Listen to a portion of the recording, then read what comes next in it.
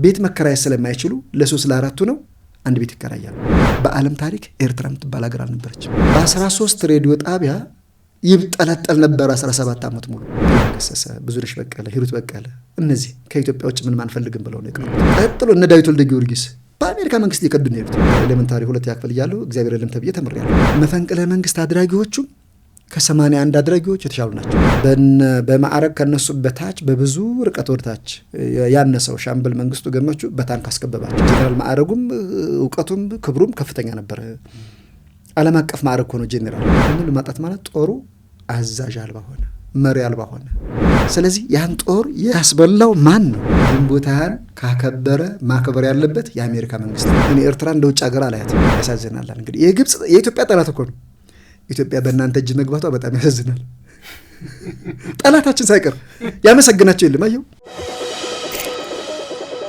እርቅ ይሁን ፖድካስት። የተወደዳችሁ የእርቅ ይሁን ፖድካስት ቤተሰቦች እንደምን ከረማችሁ፣ እንደምን ቆያችሁ? በዛሬው ዝግጅታችን ከታሪክ ምሁሩ ከተጠያቂው ከአቶ በላይ ስጦታው ጋር አብረን እንቆያለን። እስከ ዝግጅታችን ፍጻሜ ድረስ አብራችሁን ከቆያችሁ ስለ ግንቦት በተለይም ደግሞ ስለ ፖለቲካው እያወጋን ቁም ነገርን ትጨብጣላችሁ። ፖለቲከኛው ወር ግንቦት ምን አበይት ጉዳዮች ተከስተውበታል? ይህንን ከታሪክ ምሁሩ ከአቶ በላይ ስጦታው ጋር በምናደርገው ቆይታ ትታደማላችሁ። እስከ ዝግጅታችን ፍጻሜ ድረስ አብራችሁን ቆዩ። እርቅ ይሁን ፖድካስት። መምህር እንኳን ደህና መጡ። እንኳን ደህና ቆያችሁ። እስኪ ግንቦትን ወደኋላ መለስ ብለን በተለይም ደግሞ የንጉሱ ስርዓት የወደቀበትን እንዲሁም ደግሞ ሶሻሊስት የተባለው ስርዓት የተተከለበትን ጊዜ መነሻ በማድረግ እንመልከት። በተለይም ደግሞ ግንቦት 20 1969 አካባቢ ከአሜሪካ ጋር የነበረው የኢትዮጵያ ዲፕሎማሲያዊ ግንኙነት ምን እንከን ገጠመው? ይህንንም ደግሞ ለመቀልበስ ኢትዮጵያ የወሰደችው እርምጃ ምን ይመስል ነበረ? ከዚህ ተነስተን የግንቦትን የፖለቲካ አበይት ክዋኔዎች ብንመለከት። በጣም ጥሩ። እንግዲህ በመጀመሪያ ደረጃ በቀዳማዊ ኃይለ ሥላሴ ዘመነ መንግስት አሜሪካ ጋራ የወዳጅነት ውል ተፈራርመዋል። በተለይ ደግሞ እንደ አውሮፓ አቆጣጠር ከ1952 ጀምሮ የኢትዮጵያና አሜሪካ ወዳጅነት ስምምነት ሲፈጸም አሜሪካ የኢትዮጵያ መከላከያ ኃይል ልታደራጅ፣ ኢትዮጵያ ደግሞ አስመራ የሚገኘውን ቃኘው ስቴሽን የሚባለውን ቃኘው ጣቢያ በጣሊያን ወረራ ዘመን ራዲዮ ማሪና ይባል ነበር። የራዲዮ ቴሌግራም ማስተላለፊያ ጣቢያ ነበር። ኋላ ደግሞ አሜሪካ የፈለገችው በቀዝቃዛው ጦርነት ጊዜ የመካከለኛው ምስራቅን ህንድ ውቅያኖስን ከምዕራቡ ዓለም ጋር ለማገናኘት ሪሌ ሲስተም የሚባል አለ። የቅብብሎሽ መረጃ ትልልፍ እንደማለት ነው። ከሩቅ ምስራቅ ከዛ ከመካከለኛው ምስራቅ ከዚህ ከህንድ ውቅያኖስ አካባቢ ያለውን መረጃ እየተቀበለ ወደ አሜሪካ ይልካል። ያ ርቀቱ ባንዴ ከምስራቅ እስከ ምዕራብ ማስተላለፍ ስለማይችል ኋላ ላይ ግን የሳተላይት ቴክኖሎጂ መጣና እንደውም ከምድር ጫፍ እስከ ምድር ጫፍ በሰከንድ ክፍልፋዮች መረጃን ማስተላለፍ እና መቀበል ብቻ ሳይሆን ከምድር ውጭ ያለውን የህዋውን ዓለም የሁለንተናውን ዓለም ደግሞ በእንግሊዝ ዩኒቨርስ የሚባለው ወደሱ ሁሉ ከምድር ውጭ በሩቅ ርቀት መሄድና ማየት ማሰስ ሁሉ ተጀመረ። ስለዚህ ያቃኘው ጣቢያ ለአሜሪካ ማስተላለፊያነቱ ጊዜው አለፈበት። ብቻ ለምንድን ነው? በቀዝቃዛው ጦርነት ከሶቪየት ህብረት ጋር ፍጥጫ ስለነበረ አካባቢውን ለመያዝ ፈልጋው ነበረ። ግን ደግሞ ከኢትዮጵያ የበለጠ ስትራቴጂክ የሆነችው ግብጽ ተገኘች። ሱዳንም በእነሱ ነው። ግብጽ የስዊዝ ቦይ መገኛ ነች። መሬቷ ላይ ነው ስዊዝ ቦይ ያለው። ስዊዝ ቦይ ማን ነው? ቀይ ባህርና ሜዲተራኒያን ባህርን የሚያገናኝ ነው። በ1869 ፈረንሳዮች ቆፈሩት። 163 ኪሎ ሜትር ነው አገናኙት። ከዛ ሁለቱ ውሃማ አካሎች ተገናኙ። የባህር ትራንስፖርት መተላለፍ ተጀመረ። እንግሊዝ እዛው አፍንጫው ላይ ያለው አረብ ሀገሮች እና ህንድ የእሷ ቅኝ ግዛት ነው። ፓኪስታንና ባንግላዴሽ የሷ ቀኝ ግዛት ነው። ዙራ በዚህ በደቡብ አፍሪካ ዙራ ነበር የምትሄደው በመርከብ። ያ መንገድ ሲተላለፍ ሲከፈት እንደ አይኗ ብሌን የምታየው ሆነ። ኋላም ከሁለተኛ ዓለም ጦርነት በኋላ እንግሊዝና ፈረንሳይን በኃያልነት የተኩት ሶቪየት ህብረትና አሜሪካ እንደ አይናቸው ብሌን የሚያዩት ሆነ። ለምን? ያ ቦታው በጣም አስፈላጊ ቦታ ላይ ነው ያለው። ኢትዮጵያ ከ35 ዓመት በፊት የመካከለኛው ምስራቅ አካል ነበረች በቀይ ባህር ምክንያት። መካከለኛው ምስራቅ ደግሞ የዓለም የልብ ትርታ ማዳመጫ ነው። አንደኛ ታሪካዊ ማዕከል ነው። የጥንት ስልጣኔዎች፣ የግብፅ ስልጣኔ፣ የኑቢያ ስልጣኔ፣ የኢትዮጵያ አክሱም ስልጣኔ፣ የሜሶፖታሚያ ስልጣኔ፣ የፋርሲ ባቢሎን ስልጣኔ ሁሉ ያለው እዛው መካከለኛው ምስራቅ አካባቢ ነው። ሁለተኛ የሃይማኖት መፍለቂያ ነው። 3ቱ ታላላቅ ሃይማኖቶች የሚባሉት የአይሁድ ሃይማኖት፣ ክርስትና፣ እስልምና የፈለቁት እዛው መካከለኛው ምስራቅ ውስጥ ነው። አይሁድና ክርስትና በእስራኤል፣ እስልምና ደግሞ ሳውዲ አረቢያ ውስጥ ነው የፈለቁት። ስለዚህ ሃይማኖት ደግሞ ለፖለቲከኛ እንደ መጋረጃ እንደ ሽፋን ሆኖ ሰውን እሳት ውስጥ ለማገድና የሚፈልጉትን ዓላማ ለማስፈጸም ሃይማኖት ይጠቀሙበታል። እውነተኛ ዓላማቸውን በዚህ በሃይማኖት ይሸፍኑታል። ስለዚህ ወሳኝ ነው እዛ ቦታው ማለት ነው። ሌላው እንግዲህ እስልምና ኢየሩሳሌም ለአይሁዶችና ለክርስቲያኖች በዓለም ላይ የተቀደሰች ከተማ ነች። ለሙስሊሞች ደግሞ ከመካ መዲናና ከመዲና ቀጥሎ የተቀደሰች ከተማቸው ነች። አልቁዱስ ይሏታል እነሱ። በከሊፋ ዑመር ነው የተያዘችው በ7ኛው ክፍለ ዘመን። ሌላው ቦታው ከፍተኛ የነዳጅ ሀብት ክምችት ያለበት ነው። እንግዲህ 2/3 በዓለማችን ያለው ነዳጅ የተከማቸው እዛ ነው፣ መካከለኛው ምስራቅ ውስጥ ነው። ነዳጅ ደግሞ በጣም ወሳኝ ነገር ነው። ሌላው ቦታው በጣም ስትራቴጂክ ቦታ ነው። 3ቱን አህጉሮች ያገናኛል። አውሮፓን፣ አፍሪካን፣ ኤስያን ኢሚዲየት እነሱ በቅርብ ያገናኛል። 3ቱን አህጉሮች ደግሞ በርቀትም ቢሆን ያገናኛል። ሰሜንና ደቡብ አሜሪካን፣ አውስትራሊያን እነዚህም ያገናኛል። በርቀትም ቢሆን የሚገናኙት በዛው የሚተላለፉት። ስለዚህ 40% የዓለማችን ንግድ መተላለፊያም ነው። ስለዚህ ሁሉ እንደ አይናቸው ብሌን ነው የሚጠብቁት። ኢትዮጵያ የዛ አካል ስለነበረች ከግብፅ ግን ባነሰ ስትራቴጂክነት ስዊዝ ቦይ ከተቆፈረች በኋላ ባነሰ ሁኔታ እና ይፈልጉት ነበረ። በሚገርም ሁኔታ ግን የቃኘው ስቴሽን የሚባለውን በዛው በቀዳማዊ ኃይለ ሥላሴ ዘመነ መንግስት ለመልቀቅ ወስነዋል አሜሪካኖቹ።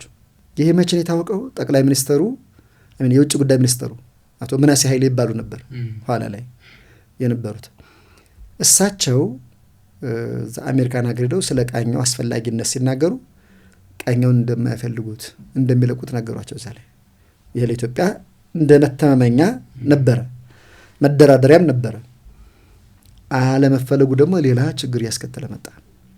ሙሉ በሙሉ ግን አልፈልገውም አላለችም። ይሄ በመረጃ መቃበያነቱ ግን አልፎበታል፣ ሳተላይት ስለመጣ እንደነገሩ። ደርግ ሲመጣ ደግሞ አሜሪካኖቹ ደርግን በክፉም በበጎም አላዩትም ነበር መጀመሪያ። እስቲ ቆያሉ እያጠኑት ነበር። እስቲ ቆያሉ ከዛ ከራር እያለ ጠንካራ ብሔራዊ ስሜቱን እየገለጸ ያንን ተጽዕኖ እያሳደረ ሲመጣ አሜሪካኖቹ ደርግን በክፉ ዓይን መመልከት ጀመሩ። የባሰ ደግሞ ያበሳጫቸው ደርግን በጠላትነት እንዲመለከቱ ያደረጋቸው ግንቦት 20 ቀን 1969 ዓ.ም አሜሪካ እዛ ቃኘው ጦር ሰፈር ያሉትን የሚሊታሪ አታሺዎች ሁሉ ሳይቀር በ24 ሰዓት ውስጥ ለቃችሁ ውጡ አላቸው። ይህ ለአሜሪካኖች ውርደት ነው። አንድ ጥቁር አፍሪካዊ መሪ እንዲህ ሲል ለአሜሪካ ውርደት ነው። እዚህ ላይ ነው እንግዲህ ጥርሳቸውን ነክሳ ያዙበት። ታሪካዊ ግጥምጥሞሹ ልንገርህ። ኢህአዴግ አዲስ አበባን ከቦ 1 ወር ተቀምጧል ዙሪያውን። ሚያዝያ ወር ነበር የሚገባው። ሚያዝያ ወር ደብረ ብርሃንን አልፎ መጥቶ ነበር። ታዲያ ለምንድን ነው ያልገባው? በዚህ በአምቦ መስመርም ከቧል። ለምንድን ነው ያልመጣው? ለምንድን ነው ያልገባው? የሚቋቋመው ኃይል ኑሮ አይደለም። በቀላል ፔኔትሬት አድርጎ መግባት ይችላል። ከባድ መሳሪያዎች በሩቅ ርቀት የአዲስ አበባ ዙሪያ መምታት ይችላሉ።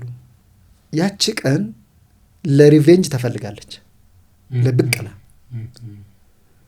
አሜሪካን ደርግ በድንገት ከቃኘው ስቴሽን ስላስወጣት በዛች ቀን አዲስ አበባ መግባት እሷ አቅፋ ደግፋ እዛ ደረሰችው። የአሜሪካ ድጋፍ ያለው መንግስት የኢህአዴግ መንግስት በዛች ቀን አዲስ አበባ እንዲገባ ተደረገና ግንቦት 1983 ኢህአዴግ አዲስ አበባ ገባ። ከአንድ ወር በኋላ እንዲገባ የተፈለገበት ዋና ዓላማ ይሄ ነው።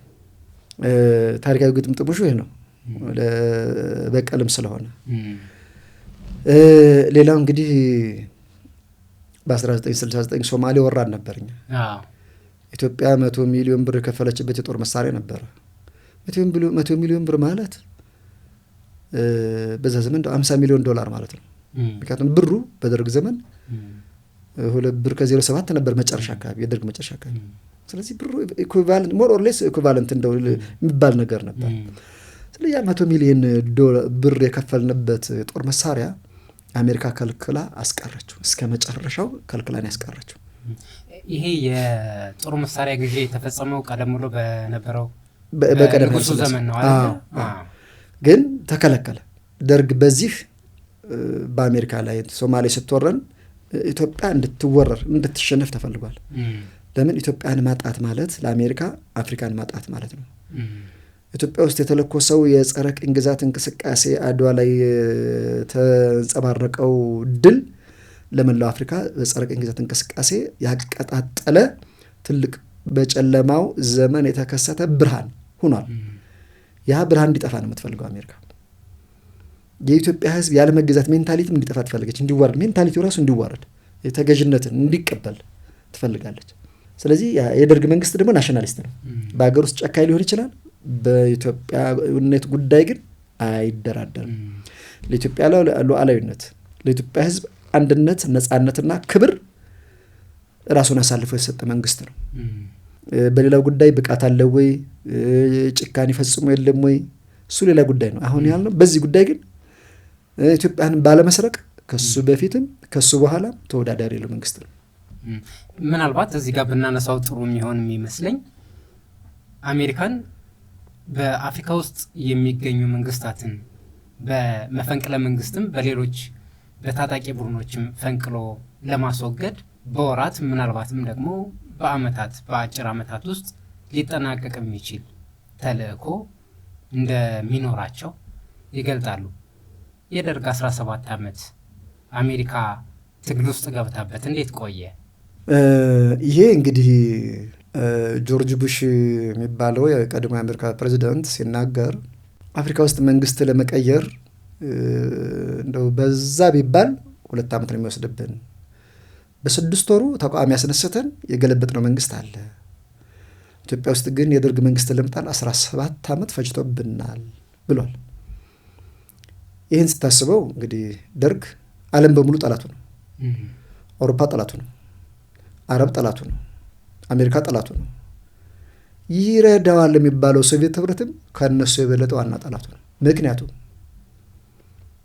የአሜሪካኖች የሲአይኤ ውልድ ኩትኩት የሆነው ሚካኤል ጎርባቾቭ ስልጣን ይዟል ሶቪየት ላይ ዓላማው ምንድነው ሶቪየትንም ሶሻሊስቶችንም ለማፈራረስ ነው ስለዚህ ትክክለኛ መረጃ ለአማጽያኑ ይሰጣቸዋል ከሶቪየት ህብረት የተሳሳተ መረጃ ደግሞ ለኢትዮጵያ ጦር ይሰጣል ያ ብቻ አይደለም ለአማጽያኑ በጨለማ ማየት የሚያስችል መሳሪያ ይሰጣቸዋል ደርግ ያልያዘውን ዘመናዊ ሌተስት የሆነ መሳሪያ ይሰጣቸዋል ደርግ የለውም ደርግ ምንድነው ብሔራዊው ስሜት ወኔ ነው ይዞ የሚቀርበው እነሱ በመረጃ የበላይነት የነሱ ናቸው በጦር መሳሪያ ታክቲክ እና የበላይነትም እነሱ ናቸው በዓለም አቀፍ ድጋፍም እነሱ የበላይ ናቸው ደርግ ምንም የለውም እንዴት 17 አመት ሊቆይ ይችላል ይሄን ቆቅልሽ ነው ለአንድ አፍሪካዊ ድሃ መንግስት በሀብትም እንደው እንደነ ናይጄሪያ በሀብት ያደግ አይደለም እንደነ ግብጽ በሀብት እንደነ ደቡብ አፍሪካ የበለጸገም አይደለም ድሃ መንግስቱ ነው 17 አመት እንዴት ሊቆይ ይችላል የሚለው ቆቅልሽ የሚመለሰው ምን ላይ መሰለ አንደኛ በቀዳማዊ ኃይለ ሥላሴ ዘመነ መንግስት ባላባቱ 2% ናቸው 70% መሬት ይዘዋል 98% ህዝብ 30% መሬት ይዘዋል ለአድማጮች ቀለል ለማድረግ ሁለት ሰዎች 70 ዳቦ ይዘዋል 98 ሰዎች ደግሞ 30 ዳቦ ይዘዋል ከነዛ ከ2% ፊውዳል ገዢዎች ንቅልቅል አድርገና ያን ሁሉ ፊውዳል ጸጥ አድርጎ ለገበሬው መሬቱን በመንግስት ከለላ ስር ሆነህ አርሰህ ብላ ብሎ ሰጠው ገበሬው እልል አለ ከ85% በላይ የኢትዮጵያ ህዝብ ገበሬ ነው በዛ ዘመን ይሄ የህዝብ ድጋፍ አስገኘለት ለደርጉ። ሌላው ከተሜው ሰራተኛው ፍት ቢሏት ጭልጥ የምትል ደሞዝ ነበረችው። ቤት መከራየት ስለማይችሉ ለ3 ለ4 ነው አንድ ቤት ይከራያሉ። በጣም በሚዘገን ሁኔታ እኔ ባጠናሁት ጥናት እንደውም አዲስ አበባ ላይ 5 አባወራዎች አንድ ቤት ተከራይተዋል ከነ ቤተሰቦቻቸው ይዘው። ከባድ መከራ የሚሆንብን ልብስ መቀየር ነበር አሉ ሴቶቹ። በተለይ ወንዶቹ ውጡና ሴቶቹ ልብስ ይቀይሩ ይባላል።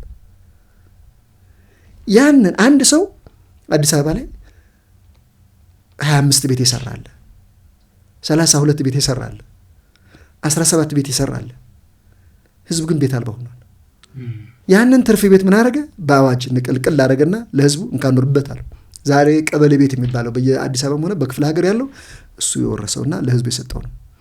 በከተማም እንዲህ አይነት ድጋፍ አለው። ኋላ ላይ ቀይ ሽብር ልጆችን ፈጀበት የሚባለው እሱ ደካማ ጎኑ ነው። ጠንካራ ጎኑን አሁን የምንናገረው 17 ዓመት እንዲቆይ ያደረገው ታችኛው ህብረተሰብ ከ95% በላይ የሚሆነው ህዝብ ድጋፍ ስላለው ነው 17 ዓመት ሊቆይ ይቻላል። ስለዚህ በገጠሩም በከተማውም ጠንካራ ህዝባዊ መሰረት ነበረው ማለት ነው ነበረው። ኋላ ላይ አንደኛ በራሱ አምባገነንነት ይሄ የብስለት ማጣትም ይመስለኛል። ሁሉን ነገር በጉልበት መፍታት ጀመረ። ለምሳሌ መንደር መሰረታ የሚባለው ከነባረው ሰፈሩ እትብቱ ከተቀበረበት ከወላጆቹ ከአባቶቹ ከአያቶቹ ሰፈር ነቅሎ አንድ ቦታ እንዲሰፍር አደረገው። ያ ቴክኖሎጂ ሳይኖር መብራት ሳይዘረጋ የውሃ ቴክኖሎጂ ስርጭት ሳይኖር ዝም ብለህ ቤቶች ብቻ ሰርተህ ልታሰምነው አትችልም። ለምሳሌ ቴክኖሎጂ ቢኖር ሐኪም ቤት ሰርተህ እዛ ሆስፒታሉ ጋር ይኸው እዚህ ጋር አካባቢ ሰፈሩ ለሕክምና ከሩቅ አገር እንዳትመጡ ብለህ መንገድ ሰርተህ ቧንቧ አስገብተህ የተሻሻለ ኑሮ ቤተር ሃውሲንግ፣ ቤተር ክሎዚንግ፣ ቤተር ሜዲሲን የሚባሉትን አዘጋጅተህ ይህን ሁሉ አሟልተህ ቢሆን ኑሮ ራሱ ፈልጎ ይመጣል እኮ። ዛሬ ከከተማ ከገጠሩ ወደ ከተማ ህዝብ እየፈለሰ ይመጣል አይደል? ራሱ ፈልጎ ይመጣ ነበር። እንኳን ቤት ሰርተለት እንኳን ተንከባከበው። ግን አይቻለሁ እኔ በአይወዘ ሊትል ልጅ ነበርኩ በጊዜው ቤቶች ብቻ ጎጆች ብቻ ናቸው የተሰሩት። ያውም ደግሞ እዛ ትልቅ ቤት የእልፍኝ ከአዳራሽ የሚባለው ትልቅ ቤቱን አፍርሶ እዚህ መጥቶ ትንሽዬ ቤት ስርጥ የምታክል ቤት እዛ ውስጥ ኑር ተባለ። ግርማ ሞገሱ ወረደ። እንደገና ደግሞ ከዛ ከነባሩ ቤቱ አትክልት አለው፣ ትልልቅ ዛፎች አሉት፣ ቅርስ አለው። ያን ሁሉ ተነቅሎ ነው በአንዴ ምንድን የማይታወቅ የሆነ ቦታ ላይ ሄደ ጎጆ ውስጥ ኑር የተባለው። ምንም ያን የሚያስረሳው ነገር የለም። ቸኮለ፣ ፈጠነ። በእርግጥ አሁን የምነግርህ ያ መጥፎ ነው እያልኩ አይደለም። በሰለጠነው ዓለም ህዝብ አንድ ላይ ሰፍሮ ነው የሚኖረው። እንደውም ከተሞች ወደ ጎን አይለጠጡም፣ ወደ ሰማይ ነው የሚሄዱት በፎቅ። አንድ ላይ መኖር የስልጣኔ ምልክት ነው እንጂ ችግር ወይም ደግሞ ኋላ ቀረት ጉዳይ አይደለም። እንደገና ደግሞ እሳት ቢነሳ እነዛ ጎጆ ቤቶች የሳር ቤቶች ናቸው፣ በአንድ የሚጋዩ ናቸው፣ የሚነዱ ናቸው። አንድ ላይ የተሰሩት ይጠፋሉ። ህዝብ እለቱን ውልቅ እንጨቱን የቀረበት ሁኔታ አለ። እንደዚህ በአንዳንድ አካባቢ እሳት ተነስቶ እንደዚህ የጠፉበት ሁኔታ አለ። ይህንን ስታስብ ህዝብን የሚያስበረግግ ነው። እሱ የህዝብ ድጋፍ አሳጣው። ሌላው ይሄ ንቃተ ህሊናው ብዙም ሳይዳብር ልጆችን በውትድርና በግድ ሲታፈስም እሱም የህዝብ ድጋፍ እያሳጣው መጣ። ሌላውና ዋናው ደርግን ለመጣል በውጭው ዓለም 13 በአማርኛ የሚያስተላልፉ ሬዲዮ ጣቢያዎች ተከፍተው ነበር ደርግን ለመጣል። ደርግ እንደወደቀ 2 ብቻ ሲቀሩ ሌሎቹ ተልኳቸውን ፈጽመዋል፣ አከተሙ፣ ተዘጉ፣ ከሰሙ። በ13 ሬዲዮ ጣቢያ ይብጠለጠል ነበር 17 ዓመት ሙሉ። የደርግ ተቃዋሚዎች እዛ ሄደው እንደው ነጩን ጥላሸት እየቀቡ እያጠቆሩ ሁሉ የደርግን መንግስት እንዲጠላ ከፍተኛ ስራ ሰሩ። አሁን ዛሬ ስታየው ፕሮፓጋንዳ ብቻ እንጂ ያኔ ሲባል የነበረው እነሱ ይሉት የነበረው ምንም አይደለም። ፕሮፓጋንዳ ባዶ ፕሮፓጋንዳ ዜሮ ባዶ መፈክር ነበር። እንግዲህ ለአንድ መንግስት 13 ሬዲዮ ጣቢያ ሲከፈት አስቡ። ሌላው በውጭ የሚሄዱ ዲፕሎማቶች የተረጋጋ ህይወት አይኖሩም ነበር። ፈተና ነበረባቸው። መጀመሪያ በብር፣ በገንዘብ፣ በብሔረሰብ፣ በቋንቋ፣ በሃይማኖት ጭቆና ደርሶባቸዋል የተባሉ ከልት እየተሰራባቸው መንግስት እንዲከዱ ይደረጋል። አማላይ ገንዘብም ይቀርብላቸዋል። ይህን ሁሉ አያልፈልግም፣ ሀገርን በታማኝነት ማገልገል ነው የምፈልገው ያሉ ደግሞ የግድያ ማስፈራሪያ ይቀርብባቸዋል። አምባሳደሮችን ነው የምነግርህ፣ ዲፕሎማቶችን ነው የምነግርህ። አርቲስቶች ሁሉ ሳይቀር እኮ ዜግነታቸው እንዲቀይሩ እዛው እንዲቀሩ ብዙ ጥረት ተደርጓል። በዚህ አጋጣሚ እነዛ አንጋፋ አርቲስቶች ከነ ጥላሁን ገሰሰ፣ ማህሙድ አህመድ አሁን በህይወት አለ፣ እነሱ የሞቱት ነፍሱን ይማር፣ ጥላሁን ገሰሰ፣ ብዙነሽ በቀለ፣ ሂሩት በቀለ እነዚህ ከኢትዮጵያ ውጭ ምንም አንፈልግም ብለው ነው የቀሩት። ብዙ ማማለያ ጥቅማ ጥቅም ቀርቦላቸው በዛው ይቀሩ አሉ። ሌሎችም አሁን በደርግ ዘመን የመጀመሪያ እስኪ ዘውዴ ገብረስላሴ ነበሩ አምባሳደር የውጭ ጉዳይ እንትን በዛ በተባበሩት መንግስታት የነበሩት የውጭ ጉዳይ የነበሩት አምባሳደር ዘውዴ ገብረስላሴ እሳቸው የ60ዎቹ መረሸን ዘመዶቻቸውም ወዳጆቻቸውም ስለነበሩ አኩርፈው በዛው ከዱና ቀሩ። በዚህ ምክንያት ነው ብለው እንግዲህ ሌላ ምክንያት አናውቅም። ከጀርባቸው ሌላ ኃይል ሊኖር ይችላል። ቀጥሎ እነ ክፍሌ ወዳጆ፣ ቀጥሎ እነ ጎሽ ወልዴ በአሜሪካ መንግስት የከዱን ሄዱት። ቀጥሎ እነ ዳዊት ወልደ ጊዮርጊስ በአሜሪካ መንግስት የከዱን ሄዱት። ከቱም ደርግ እስከሚወርቅ ድረስ ለአሜሪካ መንግስት እንደለፈለፉ ነበር ይኖሩት። ሃይማኖት ላይ የወሰደውስ እርምጃና አቋም የያዘው አቋም ምናልባት ስልጣኑን ለማጣት ምክንያት አልሆነም ይላሉ። ሃይማኖት እንግዲህ ኢትዮጵያ ህዝብ 98% ሃይማኖተኛ ነው። የኢትዮጵያ ህዝብ 98% ሃይማኖተኛ ብቻ ሳይሆን ከሃይማኖቶች ህልውና የለውም። እንደ ፈረንጅ ሃይማኖት እንደ ሁለተኛ ወይም ደግሞ እንደ ሌላ ነገር እንደ ፍልስፍና አድርጎ የማያየው ህይወቱ አድርጎ ነው የሚያየው። ይህን ሃይማኖት ህይወቱ የሆነ ህዝብ እግዚአብሔር የለሽ መመሪያ መጫን ከባድ ስህተት ነው። የደርግ ስህተት አውሮፓ ቢጭ ነው ራሱ ለሃይማኖት ምንድን ነው ሊበራል ነው ከምንም አይቆጥርም። እንደውም በራሱ ጊዜ አሁን አውሮፓ ሃይማኖትን እየተወ ኤቴስት እየሆነ ነው የመጣው። ዓለማዊ ሴኩላሪዝም እየሆነ ነው አውሮፓና አሜሪካ። በሌሎችም በምስራቁም የሶሻሊዝም ያሳደረባቸው ተጽዕኖ አሁን ቻይናም እንደዚሁ አለ። የኢትዮጵያ ህዝብ ግን እስከ ለተሞቱ ድረስ ከእግዚአብሔር ውጭ የሚነጥለው ነገር ከእግዚአብሔር ውጭ መኖር አይፈልግም። ከእግዚአብሔር ጋር የሚነጥለው ነገር አይቀበልም። ደርግ ሌሎች ሀገሮች ላይ የተደረገው ይሰራል መስሎት እግዚአብሔር የለሽ መመሪያ ኮሙኒዝምን አወጀ። ይሄ ከኢትዮጵያ ህዝብ ጋር አራራቀው። በእርግጥ ደግሞ መጨረሻ ላይ ምን አድርጓል ደርግ? የመጨረሻ ዓመት ላይ ነው የመጨረሻዎቹ 3 ዓመታት የሚባሉት ናቸው። ቅይጥ ኢኮኖሚ ያወጀበት ነው። እሱም ብቻ ሳይሆን ለአንድ ሳምንት ስራ ዘግቶ ጸሎት አውጇል። ሁሉም በሃይማኖቱ ይጸልይ ለሀገር ሰላም ብሎ መጀመሪያ ሃይማኖት አያስፈልግም ሲል የነበረ ይሄን ያደረገ መንግስትም ደግሞ የለም። ለአንድ ሳምንት ነው ደግሞ ረጅም እኮ ለአንድ ሳምንት ስራ ዘግቶ ሁሉም በየሃይማኖቱ ይጸልይ ብሏል። ይሄ በታሪክ ሲታዩ እንደ አይነት ያደረገ አማንያን የሚባሉት ነገስታት እንኳን ይሄን አላደረጉም። ኢአማኒ የነበረው ደርግ ይሄን አድርጓል። ስለዚህ ያ ለኔ እንደ ማጣፊያም እንደ ንስሐም እንደው ያጠፋው ጥፋት ጋር ባይነጻጸርም እንደዚህ ማድረጉ በራሱ ጥሩ። ዋጋው ግን ገብቶታል። አዎ መጨረሻ ላይ ማቀባውኩ ከልክሎ የነበራቸውን ነገሮች ሁሉ ፈቀደኩ። ለምሳሌ ገበያ እሁድ ቀን ብቻ ነው ብሎ ሰው በዕለተ ሰንበት ቤተክርስቲያን እንዳይሄድ፣ ልጆች እንዳይጠመቁ፣ ክርስትና እንዳይነሱ ባለስልጣኖች ልጅ ለምሳሌ እየቀየሩ ሌላ ሀገር እየወሰዱ ነበር የሚያስነሱት። የልጅ እኮ ክርስቲያን ነሳ ከተባለ ሊታሰር ሊረሽን ይችላል። እሱ አብዮተኛ አይደለም ጸረ አብዮተኛ ነው ሁሉ ሊባል ይችላል። እና ያኔ እሁድ ቀን ብቻ ገበያ እንዲሆን አደረገ። አሁን ኮላፕስ አደረገ ህዝቡ። ያ ሃይማኖት ብቻ ሳይሆን ሴኩላር ነገሮችም ተጎዱ። ለምሳሌ በሳምንት የተለያዩ ገበያዎች አሉ። ነጋዴው እየዞረ ይነግዳል። ይሄ ዊክሊ ማርኬት የሚባሉት ለምሳሌ አንዱ ቀን ሰኞ ቀን አንዱ ከተማ ገበያ ይሆናል። አንዳንድ ከተሞች ደግሞ 2 ቀን ገበያ አላቸው። በየሳምንቱ እየዞረ ነጋዴው ይነግዳል። ህዝቡም እየዞረ በአቅራቢያው ይሸምታል። ይሄ ሁሉ በሳምንት አንድ ቀን ብቻ ሲሆን ኮላፕስ አደረገ። ከዛ ገበያ ቀኖችን ፈቀደ። ሌላው ኤሌመንታሪ 2 ያክፍል እያለሁ እግዚአብሔር የለም ተብዬ ተምሬያለሁ። እግዚአብሔርም ሰይጣንም የሉም ተብለን የተማርነው። በዛ እድሜ ይሄንን መማር ከባድ ነው። ግን እኔ ኢንዲቪዥዋሊ ምንድነው አንደኛ ብዙ በትኩረት የሚሰጠው የለም። ሁለተኛ አሁን ለምሳሌ እኔም ብታይ የቅርብ ዘመዴ ናቸው፣ የቅዳሴ መምህር ናቸው። እሳቸው ጋር ማታ ማታ እየሄድኩ እማራለሁ። ከመደበኛው የአብነት ትምህርቱ በተጨማሪ ልክ ልንተኛ ስንል ማታ ስብከት ይሰበካል። ስለ ስላሴ እንማራለን። 5 አዕማደ ምስጢር እንማራለን። ያ መሰረት ስላለ ባይምሮዬ ከምንም አልቆጠርኩትም። ይህ መሰረት የሌላቸው ወጣቶችና ታዳጊዎች ግን ይጎዳሉ አይደል? ልጆች ስለሆኑ ከቤተሰቦቻቸው ውጭ ሆነው ሃይማኖታቸውን የሚክዱበት አጋጣሚ አልነበረም። ቤተሰቦቻቸው ጋር ነው የሚኖሩት። ኋላ ሲያድጉም ደግሞ ያው ደርግ ወደቀ። እነሱ ያው ከሃይማኖቶች ውጭ አልሆኑም።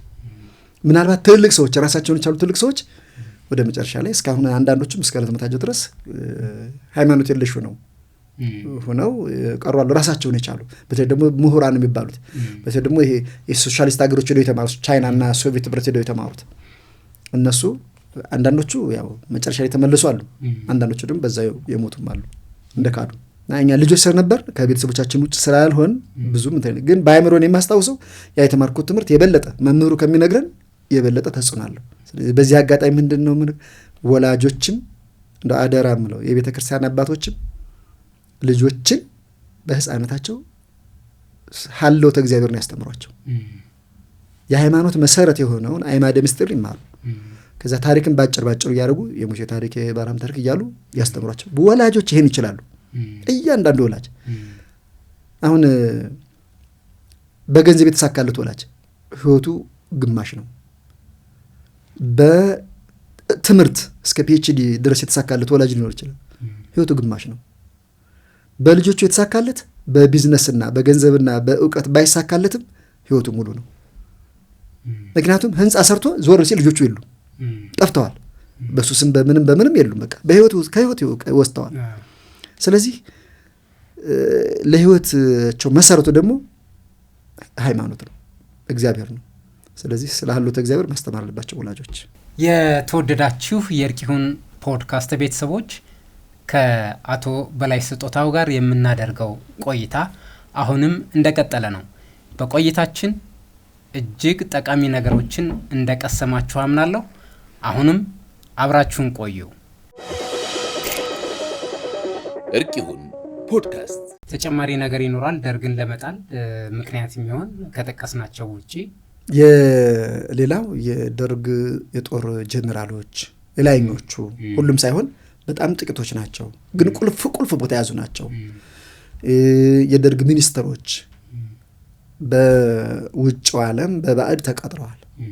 ኢትዮጵያን ለማፍረስ የደርግ መንግስትን ለመጣል ሰርተዋል። ጦሩ አለቆቹ ናቸው። እነሱ ባዙት ነው የሚሰማራው። እንደ ድስት የጎደጎደች ቦታ ይገባል። በአማጽያኑ ተከቦ ያደረ ጨለማ ልብስ ይከቡታል፣ እዛ ይደመሰሳል። ይሄን የሰሩ አንዳንዶቹ በዛው በደርግ ዘመን የሞቱ አሉ። አንዳንዶቹ ደርግ ካለፈ በኋላ የሞቱ አሉ። ለምሳሌ 1981 መፈንቅለ መንግስት ተሳትፈው የነበሩ በአሜሪካ መንግስት የተገዙ ጀነራሎች አሉ። ምክንያታቸው ምን ነበረ? ምክራቸውስ ምን ነበረ? ከዛ ደግሞ ይሄ መፈንቅለ መንግስት የፈጠረው አገር ላይ ቀውሱ ምን ይመስል ነበረ? እሱን አያይዘን ብናየው በጦር ውስጥ ያለፉ ሰዎችም የጦር ጀነራሎችም ምሁራኖችም የሚመለከታቸው አካሎችም አጥንተው ብዙ መጽሐፍ የሚጻፉበት ጉዳይ ነው። እንደ አዲስ ነገር እንትን አልችልም። ግን ምን አለ መንግስቱ ኃይለማርያም በማዕረግ ሻለቃ ነበሩ። እነዛ መፈንቅለ መንግስቱን ያደረጉ ሰዎች ደግሞ የእሳቸው አዛዦች አለቆች ነበሩ። እንግዲህ በእኔ ምልከታ የመጀመሪያው ስነ ልቦና ይመስለኛል። ወታደራዊ ህግ እንደ ሲቪል አይደለም። የበላይነትና የበታችነት የምትፈራረቅበት ጉዳይ አይደለም። ከውሃ የቀጠነ ዲሲፕሊን ነው ያለው። አለቆች በምንዝሮቻቸው ጌታ እየተባሉ ነው የሚጠሩት። አለቃና ምንዝር ብቻ አይደለም ጌታ የሚለው በሲኒሪቲ ይሄ የጦር ሰራዊት መለያ ቁጥር በመሰጠት ቀዳሚው ተከታዩ ለከታዩ አለቃው ነው። የተከታዩ ምን ይለዋል? ጌታዬ ነው የሚለው። በስልጣንም ደረጃ አንደኛ ዓመት፣ ሁለተኛ ዓመት፣ አንደኛ ዙር፣ ሁለተኛ ዙር እንደው ጌታዬ ነው መባል ያለበት። ይሄ ምሁራን የፈለቁበት የሐረር ጦር አካዳሚው ሳይቀር አለ። ሲኒየሮች ጁኒየሮቻቸውን እንዴ ሲያልፉ ሰላምታ መስጠት አለባቸው። ጁኒየሮች ሰላምታ መስጠት አለባቸው ማለት ተከታዮች ማለት ነው። ቀዳሚዎች ሰላምታ ይቀበላሉ። ተከታዮች ሁለተኛ ዙር ሶስተኛ ዙር ይሁን ለአንደኛ ዙር ጌታዬ ነው የሚሏቸው። እንግዲህ ደግሞ በማዕረግ ሲበልጥ ደግሞ አስቡ። ኮሎኔል ሲሆን አንተ ሻለቃ ሆነህ፣ ጄኔራል ሲሆን አንተ ሻለቃ ሆነህ ጌታዬ ነው የምትለው ምንም ጥያቄ የለው። ጌታዬ ሲላቸው የነበሩት ኮሎኔሎችና ጄኔራሎች መንግስቱ ኃይለማርያም አናታቸው ላይ ሲሆኑ በሰው ልጅ ስነ ልቦና ይሄ ከባድ ነው። በተለይ ደግሞ በሲቪል ዓለም ሲሆን ወርታችንና ወር ላይ መውረድና መውጣት የተለመደ ሊሆን ይችላል። እሱም ቢሆን ግን ይከብዳል። በወታደራዊ ደግሞ ያ ከውሃ የቀጠነው ዲሲፕሊን አድርግና አታድርግ ብቻ ነው ትእዛዙ ይላል። ብዙ ሚሊታሪ ሳይንስ አንብን አድርግ ከተባለ ማድረግ ብቻ። ለምን እንዴት ታደርጋለህ ብሎ እንደ ሲቪል ጥያቄ መጠየቅ የለም። ውደቅ ከተባለ እሳት ላይ የሚሆን ውሃ ላይ የሚሆን መውደቅ ነው። እንዳትነቃነቅ ከተባለ ምንም ዝናብ ቢመታው እንጨት ቢመታው ንብ ቢነድፈው አይነቃነቅም። በዛ ስርዓት ውስጥ ያለፉ ጄኔራሎች ሲያንቀጥቅጠው ቤታቸውን ሲገዙ የነበሩ ጄኔራሎች ሻለቃ መንግስቱ ኃይለማርያም የሚባል አጭር ቀጭን የድሃ ልጅ ኮሳሳ መሪያችሁ ሆነ ሲባል ለመቀበል በስነ ልቦና ይከብዳል። በእነሱ ቦታ ሆኜ ሳስበው አንዱ ያ ይመስለኛል። ሌላው የመንግስቱ ኃይለማርያም የራሳቸው ባህሪም አለቆቻቸውን ያከብራሉ፣ ስህተት ሲያገኙባቸው ደግሞ ይዘልፏቸዋል አንተ እያሉ ሲኒየሮቻቸውን ማለት ነው። ሌላው ያው የውጭ ጣልቃ ገብነት እንዳለ ሆኖ እንግዲህ በተደጋጋሚ የሚደረገው ርሸና ህይወት አስተማማኝ አልሆናለች። ህግ ያዋጣኛል፣ ፍርድ ያዋጣልኛል ማለት ቀረ። መንግስቱ ይገለኛል ሆነ። ስራውን በትክክለኛ ኃላፊነት መወጣት ሳይሆን መንግስቱ እንዳይረሽነን እንዴት እናድርግ አይነት ነገር ሆነ። ሌላው በዚህ መንግስቱ ስልጣን በመያዙ ቅናትም አለ። ጥፋት ያጠፉ ሰዎችም ተሰባሰቡ። በተለይ ግን በጥፋት የተያዙ ሰዎች፣ መንግስቱ እርምጃ የወሰደባቸው ሰዎች፣ መንግስቱ በሰው ፊት ያሸማቀቃቸው ሰዎች፣ ለምሳሌ ሙስና ውስጥ በመግባት ስርቆት ውስጥ በመግባት በሰው ፊት በስብሰባ ማለት የተሰደቡ ሰዎች አሉ፣ የተወቀሱ። አንተ ጀነራል ገሌ ለመሆኑ አንተ በንጉሱ ዘመን የተቀጠርከዋል? ከተቀጠርክበት ጊዜ ጀምሮ ደሞዝን ብታጠራቅሙ ምንም ሳታርግ ብታጠራቅሙ ቢሊየን ብር ይሆናል። 6 ፎቅ ቤት ይገዛል። ልክ እንዲህ ብሎ ሲያዋርዱት ያ ሰው ቀጥታ መንግስቱ ማውረድ ነው የፈለገው። አንዱ በእንደዚህ በትራንስፖርት ግዥ እንደዚህ ሙስና ተደርሶባቸው እንደዚህ መንግስቱ ጋር ተጣሉ አሉ። በእንዲህ አይነትም ሰውየውን ማጥፋት ብቻ ዓላማ አድርገው ያዙ ሰዎች አሉ። ሌላው ያው የአሜሪካ የስለላ ድርጅት የያዛቸውና የቀጠላቸው ሰዎች አሉ። እነሱ ዘርፈ ብዙ ነው ተቃውሞ ለዛ ለመፈንቅለ መንግስት ያው እንዴት ከሸፈ ያው በብዙ መጽሐፍ ተገልጿል። ግን አንደኛ አደረጃጀት አልነበራቸውም። ለምሳሌ በ1953 መፈንቅለ መንግስት ተካሂዷል። በእነ መንግስቱ ነው ተሞክሮ የከሸፈ። መፈንቅለ መንግስት አድራጊዎቹ ከ81 አድራጊዎች የተሻሉ ናቸው፣ ሰልጠን ያሉ ናቸው። እነኚህ የራሳቸው ስልጣን ለመያዝ እንደውም የማይስማሙ ሁሉ ነበሩበት። እነዛ ደግሞ ሹመዋል። እገሌ መሪ፣ እገሌ ንጉስ፣ እገሌ ጠቅላይ ሚኒስትር ብሎ ሹመዋል። ራሳቸውን በዛ ውስጥ አላደረጉም፣ የሉበትም። አገሪቱን የማዳን ነገር ቅድሚያ ሰጥተዋል። አዎ። ሌላው አክሻፊዎቹም ከደርግ አክሻፊዎች የተሻሉ ናቸው፣ የተሻሉ ዲሞክራሲ ሰልጠን ያሉ ናቸው። ለምን? ቢያንስ ሲቪል ፍርድ ቤት አቅርበዋቸዋል። ብዙዎቹን ምህረት አድርገውላቸዋል። በፍርድ ቤት የተቀጡት በሞት የተቀጡት ጀነራል መንግስቱ ነው ናቸው። እሳቸው ይግባኝ ጠይቅ ተብለው ተለምነው ነበር። ይግባኝ አልጠይቅም ብለው ነው። ይሄ እድል በደርግ ባለስልጣኖች አልተሰጠም።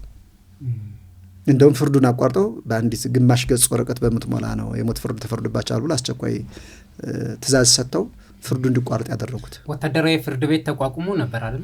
ለነሱ ያ ራሱ ሳይሰራ ተስፋዬ ገብረ ኪዳን ነበሩ የመሀል ዳኛው። ለምንድን ነው እሳቸው የተመረጡት? እንደገና ደግሞ እንደው የህግ እውቀትስ ነበራቸው ወይ የሚለውን ነገር ብናየው ነው ወይስ ለመንግስቱ ኃይለማርያም ባላቸው ቅርበት ምክንያት ነው አመራረጣቸው? ሲጀመርም ጀምሮ አሁን እሳቸው የደርጉ የመከላከያ ደርጉ ሲዋቀር መንግስቱ ደርጉ ምክትል ሊቀመንበር፣ አንደኛ ምክትል ሊቀመንበር፣ ማጥናፉ ሁለተኛ ምክትል ሊቀመንበር፣ የመጀመሪያው መጋረጃ አማን ሚካኤል አንዱም ጀነራል አማን፣ ሁለተኛው ጀነራል ተፈሪ ባንቴ ናቸው። ከዛ በኋላ መንግስቱ ራሳቸውን ሲሉ ተስፋዬ ጀነራል ተስፋዬ በደርጉ የመከላከያ ኮሚቴ ኃላፊ ነበሩ። ለምሳሌ ሻምበል ሞገስ ወልደ ሚካኤል በደርጉ የኢኮኖሚ ኃላፊ ናቸው። ሻምበል አለማየሁ ኃይሌ በደርጉ እንትን ጸሐፊ ነበሩ እና ሻለቃ ተስፋዬ ከኋላ ላይ ሌተናንት ጀነራል ብቃቱ ነበራቸው ወይ? ከሌሎች ይበልጣሉ ወይ? መላ ባህሪያቸው ብዙ መጽሐፍት ላይ ምን እንደታየው ተዝናኖት ወዳድ ናቸው፣ መጠጥ አዘውታሪ ናቸው፣ ብዙ ኮስተር ያለ እንደው ኃላፊነት የሚሰጣቸው አልነበሩም። ግን ምንድነው ሰውየው መንግስቱ ኃይለማርያም ጋር የቅርብ ወዳጅ ናቸው። ኋላ ላይ መፈንቅለ መንግስቱም ራሱ ምንድን ነው ያሉት የሚባለው እኔ ሰውየውን ላልከዳ የመሐላ ቃል ኪዳን ገብቻለሁ፣ እናንተ እንደፈለጋችሁ ነው ያሉት። ራሴን ግን ጸረ መንግስቱ ሆኜ እዚህ መፈንቅለ መንግስቱ አልገባም እና ብቃቱ ኑሯቸው ሳይሆን የመንግስቱ ቀረቤታ ስላላቸው ነው። የህግ ባለሙያም ሆነው አይደለም። ስለዚህ መረጃው ነበራቸው ማለት ነው የመፈንቅለ መንግስት ሙከራ ሊደረግ እንደሆነ። አዎ መረጃው በደንብ ነበራቸው። ይሄ መረጃ ከነበራቸው እንዴት ለመንግስቱ ኃይለማርያም ቀድመው አላሳወቁም? እንደገናስ ደግሞ ልክ እንዳላወቀ በነዛ መፈንቅለ መንግስት አደረጉ በተባሉ ከፍተኛ የጦር መኮንኖች ላይ ፍርድ ለመስጠት ሰብሳቢ ዳኛ ሆነው ተቀመጡ። በመጀመሪያ ደረጃ ምናልባትም ለመንግስቱ የቅርብ ተጠሪ ዋና አማካሪ የነበሩት ሻምበል መንግስቱ ገመቹ እሳቸው ይመስለኛል ያላውቁት እንጂ የደህንነት ሚኒስትሩ ያውቃሉ። ተስፋዬ ወልደስላሴ ኮሎኔል ተስፋዬ ወልደስላሴ ያውቃሉ እሳቸው። ጀነራል ተስፋዬ ሀብተማርያም ጀነራል ተስፋዬ ገብረ ኪዳንም ያውቃሉ። መከላከያ ሚኒስትሩ መጀመሪያ ኋላ ላይ የኤርትራ የበላይ ጠባቂ ሆኑት። ሌሎችም ባለስልጣኖች ያውቃሉ።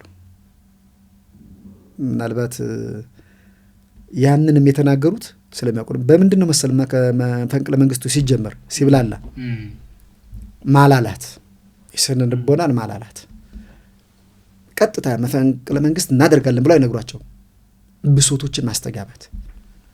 እንዲየኑ ነው በረሃ ለበረሃ እየተቃጠልን ነው፣ ሰውየው አዲስ አበባ ላይ ነው ያለው፣ እኛ ቤተሰቦቻችን ልጆቻችን ጋር ተራርቀን እንደ ሌላው ሀገር የጦር መኮንኖች ክብር የለን፣ እንደ ናይጄሪያ እንደ ሌሎቹ ሀገር በቃ እኛ ሀገር ጋር ሲነጻጸር በቃ ታች እኮ ነው ያለነው። ይህም ብሶት ሁሉም ቁስሉን እንደነካካ እንዳከክለት ነው የሚቆጥረው። ደስ ይለዋል። ቁስል ስታከው ይጣፍጣል። ልክ እንደዛ ይጣፍጣቸዋል። ከዛ ቀስ እያሉ ብሶት ማዋጣት ይጀምራሉ። ሌሎች እኔም እኮ ብሶኛል፣ እኔም ኮፍቶኛል፣ እንዲህ አድርጎኛል ማለት ይጀምራሉ። ይሄን ያጠኑና እነ ጄኔራል መርዕድ በጣም በመንግስቱ የተበደሉ ሰዎች የተቀየሙ ሰዎችን ሲያሰባስቡ ነበሩ። ከዛ እንዲያደርጉ የመፈንቅለ መንግስቱ ደጋፊዎችን ያስፋፉ ነበር እንጂ ቀጥታ መንግስቱን እንፈነቅላለን ብለው አልነግሯቸውም። በዚህ መሰረት ቀስ በቀስ ታማኞቻቸውን እያሰባሰቡ መጡ። ተስፋዬም እንደዛ ብሶት ነው የተስተጋባባቸው። ኋላ ላይ የህግ ባለሙያ ናቸው ወይ አይደሉም፣ ዲፕሎማ ናቸው በትምህርት ደረጃቸው። ሊልቅስ ከሳቸው ይልቅ እነ ጄኔራል ታጠቅ ታደሰ የህግ ባለሙያ ናቸው። እነ ጄኔራል ስራት ብሩ ኋላ ላይ በሳቸው የተተኩት። እንደው መጨረሻ ላይ ምንድነው የሆነው? ዳኝነቱን እንኳን ቆርጠው አልኩ አምሯቸው አልችል ብሎ መሰበቡ ምንድነው? ባለቤታቸው አርፈዋል። ባለቤት ስላረፈ ሀዘን ላይ ስለሆንኩ በቃ አልችልም ብሎ አቋርጡ ተቀየሩ በጄኔራል ስራት ብሩ እና ችሎታውም ፍላጎቱም አልነበራቸውም ራሳቸው ዳኛ ለመሆን። የእሳቸው የፕሬዚዳንቱ የመንግስቱ ኃይለማርያም ትእዛዝ ስለወረደ እንደገና ደግሞ ላልከዳ ምያለሁ የሚለውም ጋር ተያይዞ ትእዛዙ መቀበል ስላለባቸው ነው። ያ ነው እንግዲህ። ለምን ከሸፈ? ዘርፈ ብዙ ምክንያት አለው። አደረጃጀት የላቸውም።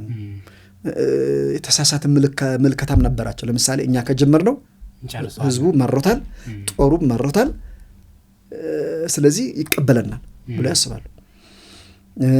ሌላው እንደ ቁልፍ የሆኑ የመገናኛ አውታሮችን አልያዙም። ቴሌቪዥን፣ ሬዲዮ፣ ቴሌፎን እነዚህ ማዝ ነበርባቸው፣ አልያዙም። መከላከያ ሚኒስቴር ብቻ ዝም ብሎ ሰላማዊ ስብሰባ እንደሚያደርግ ሰው ተሰበሰቡ። እዛ ጋር በማዕረግ ከነሱ በታች በብዙ ርቀት ወደታች ያነሰው ሻምበል መንግስቱ ገመቹ በታንክ አስከበባቸው። ከአስመራና ከጦል ላይ አጋዥ ጦር መጥቶላቸው ነበር። ከአስመራ የመጣው አየር ወለድ ነው። አየር ወለድ ከባድ ስልጣን የወሰደ በፓራሹት የሚወርድ ከጣላት ጀርባ የሚወርድ ነው። ከጦል ላይ የመጣው ስፓርታ ኮማንዶ ነው። ስፓርታ ኮማንዶም አስቸጋሪ አየር ጸባይ፣ አስቸጋሪ ቦታ፣ ለምሳሌ ገደል፣ ውሃ ምንም አይመስለውም። ያንን አቋርጦ ይሄዳል። ምግብ ባይኖር ራሱ ለበርካታ ቀናት ምግብ ባይኖር ያንኑ ተቋቁሞ ነው ስልጠና ነው የወሰደው። አየር ወለዱ አንዱ አውሮፕላን መጣ። በኮሎኔል ካሳዬ ነው የሚመራው። ኮሎኔል ካሳዬ ፈረድ ይባላል። ካሳዬ ታደሰ ይባላል። በሱ ነው የሚመራው። እንደመጣ የደህንነቱ ሰራተኛ ቦሌ አውሮፕላን ማረፊያ እንደዚህ ዩኒፎርም የለበሱ አየር ወለድ ወታደሮች ይወርዱ ብሎ ለመንግስቱ ገመቹ ይደውላል። ወዲያውኑ በኮሎኔል ተስፋዬ ወልደ ስላሴ በደህንነት ሚኒስትሩ በኩል ነው የደረሰው። መንግስቱ ገመቹ ወዲያውኑ እስጢፋኖስ ይጠብቃቸዋል። ታች ወርዱ መስቀል አደባባይ ጫፍ ማለት ነው። የራሱ ወገን አስመስሉ እነሱ እናንተ ናችሁ እንዴ ከአስመራ ያመጣችሁት? አዎ እናንተን እኮ እየጠበቅ ነው። ታዲያ በሉ ይውጡ አሁን ምሳ ብሉና ግዳጅ ትወጣላችሁ ይላቸው። ቤተ መንግስት ግቢ ውስጥ አስገባቸዋል። ምሳ ሲበላ ምግብ አዳራሽ ሲገባ ትጥቅ ታጥቀህ አይደለም አስቀምጠህ ነው። ትጥቃቸውን አስቀመጡ። ከዛ በኋላ በቁጥጥር ስር አድርጋቸው። ሁለተኛው አውሮፕላን ሲመጣ በራዲዮ መገናኛ አገኙ። ከአስመራ የመጣው ወደ መጣህበት ተመለስ፣ አለበዚያ ባለህበት አጋይሃለሁ አለው። ተመልሶ እብስ አለው። ወደ አስመራ ተመለሰ። ከጦር ላይ የመጡት አጋዦቻቸው እንደዚሁ እነሱ ጋር ሳይገናኙ ታገቱ። አርሚ አቪዬሽን መዝናኛ ክበብ ነው። እዛ ውስጥ ገቡ።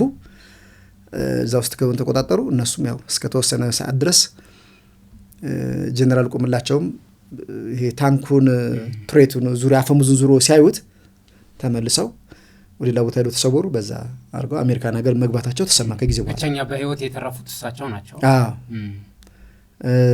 ጀነራል አበራ አበበ እንግዲህ ኦፕሬሽን የሚመሩት እሳቸው ናቸው። ከአስመራ የሚመጣውን ከጦር ላይ የሚመጣውን የሚያስተባብሩት ቁልፍ ቦታ ያስይዛል ተብሎ የተጠበቁ እሳቸው ናቸው። በደም ፍላት መከላከያ ሚኒስተሩን ጀነራል ሀብተ ማርያምን ገደሉ። ጀነራል ሀብተ ጊዮርጊስ ሀብተ ማርያም ጀነራል ሀብተ ጊዮርጊስን ገደሉ። መግደል አልነበረባቸውም። እሺ ይግደሉ። ተራሱ አይደሉም። እሳቸው ኦፕሬሽን መሪ ናቸው። እሳቸው ከጠፉ ማን ይመራዋል? ጓደኞቻቸውን ለሞት ለእርድ አጋልጠው ተሰወሩ። ከተወሰነ ጊዜ በኋላ እዚህ ሩፋኤል አካባቢ ተገኙ ከዘመዳቸው ቤት። እዛ በአሰሳ ተገደሉ። እርምጃ ተወሰደባቸው። ራሳቸውን አላተረፉም፣ ጓደኞቻቸውን አላተረፉም። ያን ከባድ ኃላፊነት ያ ለረጅም ዓመታት የጦር ልምድ ያላቸው በጀግነታቸው የሚታወቁ ጄኔራል ያን ስህተት ይሰራሉ ተብሎ አይታሰብም። ዋናው እንዲከሽፍ ያደረጉት እሳቸው ናቸው። እሳቸው ሚና ነው። እነዚህ ምክንያቶች ሊከሽፍ ቻለ። ከዛ በኋላ ደግሞ ከሻለቃ በታች ያሉት የጦር መኮንኖች መንግስቱ ኃይለ ማርያምን እነሱ በከፍተኛ ሁኔታ ለመንግስቱ ኃይለ ማርያም ታማኝ ናቸው። ከጭቁኑ ማህበረሰብ የወጣው የጭቁኑ ልጅ ለጭቁኑ የቆመው ለድሃው የቆመው የሚለውን አስተሳሰብ ይዘዋል። አብዛኞቹ የተወሰኑት በኢህአፓን በምንም የሸሹ ውትድርና ይገባሉ ሳይፈልጉት ለመዳን ብለው እነሱ መንግስቱ እንዲወገድ ይፈልጋሉ። ሌሎቹ ግን መንግስቱ ትክክለኛ መሪያችን ነው፣ ጀነራሎቹ ከርተውት ነው እንጂ እሱ ትክክለኛ መሪያችን ነው ብለው ያስባሉ። ለዛም ነው እዛ አስመራ የነበረውን ያከሸፈው ሻምበል ሲሳይ ሀብቴ የሚባል ከሻለቃ በታች ብያለሁ። እዚህ አዲስ አበባ ላይ የሚያከሸፈው ሻምበል መንግስቱ ገመቹ ነው።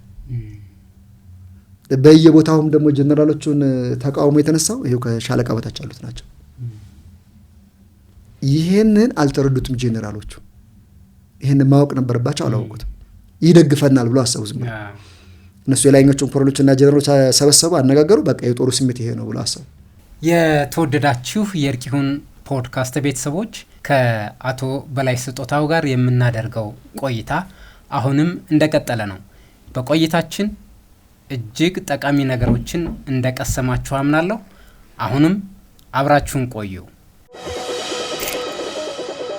እርቂሁን ፖድካስት ከዚህ ከጦር ፍርድ ቤቱ መመስረት ጋር ተያይዞ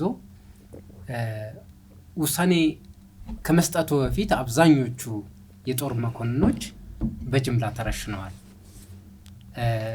በአጠቃላይ ወደ 28 የሚሆኑ ከፍተኛ የጦር መኮንኖች ናቸው የተረሸኑት። አገር ከዚህ አተረፈች፣ ከሰረች። የሚገርምህ እንደው በዓለም ታሪክ ያን ያክል ብዛት ያላቸው የጦር ጀነራሎችን የገደለች ሀገር አላስታውስም። በታሪክ ይህን ያክል የጦር ጀነራሎች አገሪቷ ጥሪቷን አንጠፍጥፋ ያስተማረቻቸው እዛ ውስጥ እኮ ፒኤችዲ ሁሉ አለበት። ዶክተሮች አሉ፣ ማስተርስ ያላቸው አሉ፣ የመጀመሪያ ዲግሪ ያላቸው ብዙ ናቸው። እንዲሁ ዝም ብሎ ጦር ጀነራል ብቻ አይደለም። ይሄ በቅርብ ጊዜ ኢህአዴግ እንዳደረገው ዝም ብሎ 6ኛ ክፍሉንም 12ኛ ክፍሉንም ጀነራል ብሎ እንትን እንዳለው እንዳዋረደው አይደለም። ጀነራል ማዕረጉም እውቀቱም ክብሩም ከፍተኛ ነበር። ዓለም አቀፍ ማዕረግ ሆኖ ጀነራል እጅግ በጣም ያሳዝናል። እነዛ የተማሩ ለሀገራቸው የሰሩ ውድ የሀገር ልጆች ኢቭን መፈንቅለ መንግስቱን ሁሉ ከልባቸው ያልደገፉ አንዳንዶቹ በመጨረሻው ሰዓት የሰሙ ለምሳሌ የአየር ኃይል ዋና አዛዥ የነበሩት ጀነራል አመሃ እሳቸው አልሰሙም። ባለቀ ሰዓት ነው የተነገራቸው። እንዲህ አይነቶቹ ነገሮች አሁን የተማሩ ናቸው። እነዚህ በጦር ሜዳ የተሳካላቸው ናቸው። ያን ሁሉ ማጣት ማለት ጦሩ አዛዥ አልባ ሆነ፣ መሪ አልባ ሆነ። በእርግጥ እነሱ ባይኖሩ ኖሮ አገሪቱ ተተርፈ ነበር። ይሄ ከባድ ስተለብን ሌላ ስታት ነው። ይሄ ደግሞ ለምን መሰለ? እነሱ እያሉ እኮ ነው ትግራይ ሙሉ በሙሉ የተለቀቀው። የካቲት 1981 ትግራይ ተለቀቀ። ግንቦት 1980 መፈንቅለ መንግስት ተካሄደ። እነሱ እያሉ እኮ ነው ሰሜን ዕዝ ሁለተኛ አብዮታዊ ሰራዊት ብዙ ጦር ክፍሎቹ የተደመሰሱት፣ ብዙ ቦታዎች ተይዘው እዛ ከረን፣ ምጽዋ፣ አስመራ እዚህ በአካላዊ ዘነ በመንደራ ፈኩር የተወሰኑት ቦታ ብቻ ቀርተው ሌላውን በሙሉ ሻዕቢያ ያዘው። እነሱ እያሉ እኮ ነው። ቢያውም ደግሞ በእነሱ ሴራ ለምሳሌ የኮከብ ዘመቻ ከሸፈው ማን ነው? ከፍተኛ የጦር መኮንኖች እነሱ ናቸው። ለምን መሰለ? አፍሪካ ኮንፊደንሻል በሚባል ጋዜጣ እንግሊዝ ሀገር በሚታተም ጋዜጣ ከአንድ ሳምንት በፊት የጦሩ ሚስጥራዊ እቅድ ግዛ ጋዜጣ ላይ ወጥቷል። በዚህ በኩል የሚሰለፈው የኛ ክፍለ ጦር ነው፣ አዛዡ ገሌ ነው፣ ዘመቻ መኮንኑ ገሌ ነው፣ ደህንነቱ ገሌ ነው፣ ፖለቲካ ኃላፊው ገሌ ነው ተብሎ ዝርዝር ብሎ እዛ ጋዜጣ ላይ ወጣ። ይህንን ያዩ ጄኔራሎች ነው የምልህ፣ ሁሉም ጄኔራል እንዳልሆነ ስብሰባ ላይ የጦር እቅዳችን በውጭ ሀገር ጋዜጣ ታትሟል፣ አሰላለፋችን ይቀየር፣ ሻዕቢያ ደርሶታል፣ ቁልፍ ቦታዎችን ይዘጋና በቀላሉ 50 ካሊበርና ታንክ መትረየስ ዘግቶ ይዞ ምንም አይነት መሳሪያ ብትጣጠቅ ያስቀራል። ኤርትራ ደግሞ እንደ ሹልሹል የቆሙ ተራሮች ናቸው። እዛ ቁልፍ ቦታ ላይ ዝቅተኛ ቦታ ላይ ያለው መቋጠር ትችላለህ። ከአንድ ሳምንት በፊት በአፍሪካ ኮንፊደንሻል ጋዜጣ ወጥቶ ያንን ያጋለጡ ጄኔራሎች አሰላለፋችን ይቀየር፣ ምስጢር ኮዳችን የሚቀየር ብለው ሲጠይቁ አፍን ዝጋ ነው የተባሉት። ሌላ ሁለተኛ ነገር ስማቸው በበጎ ሲሆን ብጠቅሰው ደስ ይለኛል። አንዱ ጄኔራል ናቸው፣ አንዱ ሻለቃ ናቸው። ሻለቃ ይሁኑ እንጂ ከፍተኛ ፖዚሽን ላይ ነበሩ። አሁን በሕይወት አሉ። በሁለቱ ፊርማ ጄኔራሉ እዛ ያለው ጦር የበላይ አዛዥ ስለሆኑ፣ ሻለቃው እዛ አካባቢ ያለው የፖለቲካው የበላይ ስለሆኑ በሁለቱ ፊርማ የጦሩ አሰላለፍ ሻዕቢያ እጅ ገብቶ የሻዕቢያ ደህንነቶች ተማርከው ያ ተገኝቷል። ስለዚህ ያን ጦር ያስበላው ማን ነው? ፈርመው ለሻዕቢያ የሰጡ ጄኔራሎች፣ ያን ውድ የሀገር ልጆች የጦር መኮንኖች ያስፈጁ፣ በዛ ጦር ደም እጃቸው የተነከረ እነዛ ከሃዲ ጄኔራሎች ይሄንን አሁን ቅርብ ጊዜ የተጻፉ መጽሐፍ እያወጡት መጥተዋል። ቅርብ ጊዜ የተጻፉ መጽሐፍ ነገሌ በሲአይኤ እንዴት እንደተመለመሉ መቼ እንደተመለመሉ ሁሉ አውጥተውታል። ለምንድነው አሁን ስማቸውን ማልጠራው? ለቤተሰቦቻቸው ስትል እንደገና ሰውን ደግሞ ከዛ ፊት የሰሩት በጎ ስራ አለ፣ ያ በጎ ስራቸው ይታወስላቸው። ለዛ ሲባል ስማቸውን አልጠራም፣ ግን በሌሎች መጽሐፍት ላይ ተጠቅሰዋል ስማቸው። እርቅ ይሁን ፖድካስት። የግንቦት ወር ፖለቲካ መቼም ብዙ ነው። መፈንቅለ መንግስቱ አካባቢ እንቆይና አሁንም ልክ በዓመቱ ግንቦት 13 1981 መፈንቅለ መንግስት ሙከራ ያደረጉት ጀነራሎች ግንቦት 12 1982 በቤተ መንግስት በጅምላ ተረሸኑ። አመት ድረስ ምን አይነት ሂደት ነበርና ነው ከአመት በኋላ ያ ጅምላ ርሸና የተፈጸመባቸው? ህጉ አላዋጣ ብሎ ነው? እንዴት ነው ነገሩ? ትልቁ የፕሬዝዳንት መንግስቱ ኃይለማርያም ስህተት ይሄ ይመስለኛል። የመጀመሪያው ጥቁር ነጥብ 60ዎቹን ሲረሽኑ ነው። እዛ ሁለተኛው ጥቁር ነጥብ እግዚአብሔር ልጅ መመሪያን በኢትዮጵያ ህዝብ ላይ ሲጭሩ ነው። ሶስተኛው ጥቁር ነጥብ በቀይ ሽብር ንጹህንም ወንጀለኛውንም ወጣት ሲረፈርፉት ነው። እሳቱን የለኮሱ በለኮሱት እሳት የጋዩ እንዳሉ ሁሉ አብዛኛዎቹ ግን ንጹሃን ናቸው። አራተኛው ጥቁር ነጥብ ይሄ 1981 መፈንቅለ መንግስት ነው። እንግዲህ ሰውየው በዛ ዘመን 40 ዓመት አልፏቸዋል። ሰክነዋል። ልምድ ያሰክናል። ህይወት ራሱን የቻለ ዩኒቨርሲቲ ነው። ቢያንስ የዛኔ እንደው ከሃዲዎቹን በፍርድ ተጣርቶ ትክክለኛ ማስረጃ ቀርቦ ህዝብ እንዳውቀው ተደርጎ የሞት ቅጣት ቢፈጸምባቸው ይወግን። ለምን በየትኛውም ዓለም አገሩን የካደ ቅጣቱ ሞት ነው። እዛ ውስጥ ግን ያልደገፉ ሰዎች እኮ አሉ። በመጨረሻ ይሰሙ ለሀገራቸው በታማኝነት የሚቆሙ ሰዎች አሉ። እነሱ ሁሉ ናቸው የተረሸኑት። እንደገና ደግሞ መፈንቅለ መንግስቱን ቢደግፉም ከልብ ለውጥ እንዲመጣ መሻሻል እንዲመጣ ከተቆርቋሪነት ለሀገር በማሰብ አሁን አንደኛ መፈንቅለ መንግስቱ ሳይደግፉ ዝም ብለው ባለቆቻቸው ይሉንታም ፍርሃትም ይገባሉ። ሁለተኛ ከልብ አምነውበትና ወደውት የገቡት ደግሞ አገር ለማፍረስ ሳይሆን አገርን ለውጥ ለማምጣትና ለማሻሻል ብለው ይገባሉ። ከላይ ያሉት ኮር ውስጥ ያሉት ደግሞ ኮር ውስጥ ስለማዕከል የሐሳቡ ጠንሳሾች የነሱ ክፋቱ ክፋት፣ ውሸቱ ውሸት፣ ክህደቱ ክህደት መሆኑን እያወቁ የገቡበት አሉ። እነሱ በሶስት ደረጃ እንደው ተነጥለው ቢታዩ አገራቸውን የካዱት ብቻ የሞት ፍርድ ቢፈጸምባቸው እንደው ቢሆን እንኳን የዕድሜ ልክ እስራት ቢቀየርላቸው የተሻለ ይሆን ነበር።